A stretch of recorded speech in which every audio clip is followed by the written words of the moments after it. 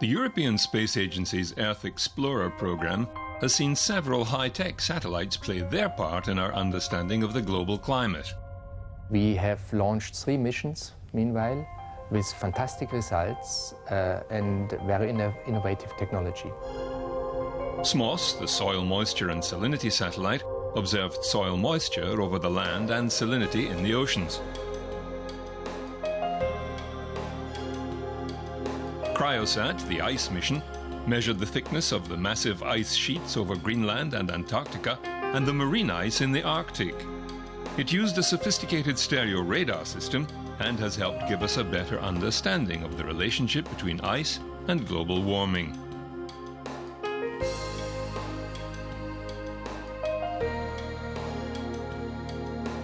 GOCE measured Earth's gravity field with unprecedented accuracy. A geoid model is crucial for deriving accurate measurements of ocean circulation and sea level change, both of which are affected by climate change. This data revealed the Earth to be lumpy and quite variable across the planet. It has led to a new map of the boundary between the Earth's crust and mantle.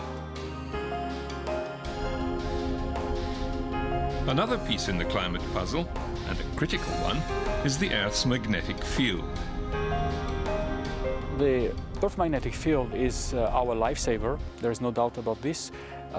This shield is basically protecting us from the harmful effect of the solar wind, these high energy particles that the sun is constantly bombarding us with, and this shield is really essential for us and for our protection. The main magnetic field of the Earth is changing in time, and it is weakening by a factor of, let's say, 10–15% or so over the last 200 years. And what's actually going on in the outer core of the planet is what we really try to find out. The magnetometer package on board Swarm, it measures the magnitude and also the direction of the Earth magnetic field. And it does so in 2 locations. One, it has an instrument at the tip of the boom and also another instrument halfway down the boom. And together, they give all this precise information that we needed to decipher the secrets of the Earth magnetic field.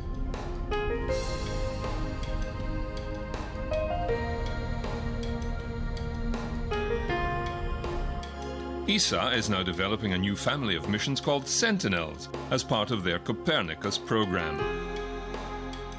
It is not sufficient to monitor the evolution of the ice cap or to monitor the sea level rise during 5 years and then stop. We really need to monitor those things over a very long time period. And this is what Copernicus will bring. It will bring a long-term frame for continuous monitoring of our environment.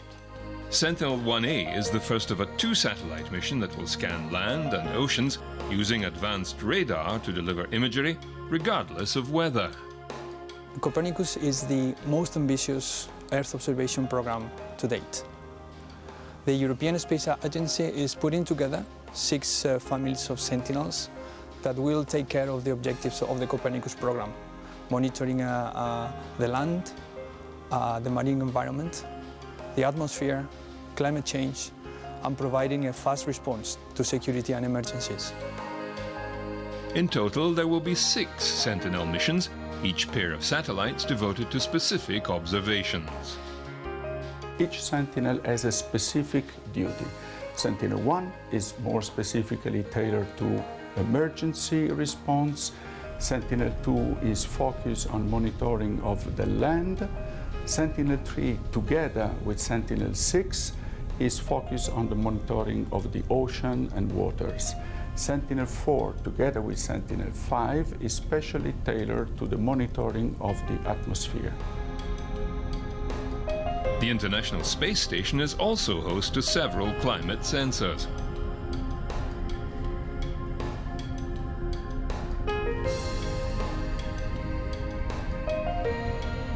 Currently, the CATS, or Cloud Aerosol Transport System, is mounted on the Japanese experiment module. Using light detection and a ranging LIDAR system, it detects and measures pollution, dust, smoke and other aerosols in the atmosphere. NASA will be installing another instrument, the RapidScat, onto the end of the station's Columbus module this year. It will measure ocean surface wind speed and direction and help improve forecasting and hurricane warnings.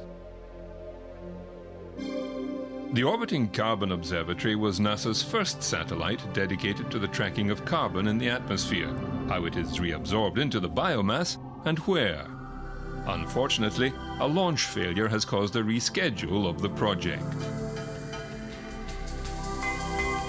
But we need the measurements that spacecraft like OCL will make in order to understand the processes controlling the rate of buildup of carbon dioxide in our atmosphere so that we can understand how it will change in the future.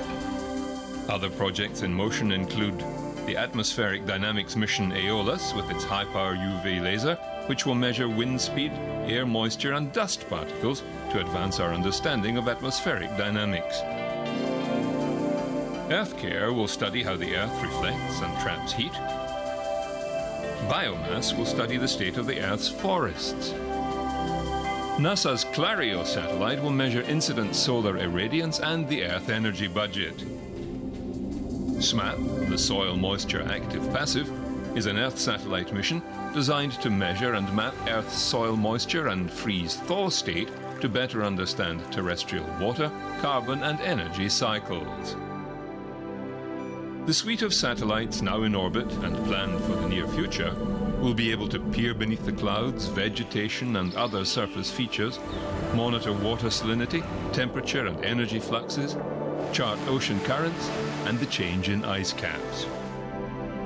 All this data is helping to improve our understanding of climate change and also helping in a practical sense, with flood and drought monitoring, hurricane and cyclone warnings, understanding changes in water availability, food production, and the other societal impacts of climate change.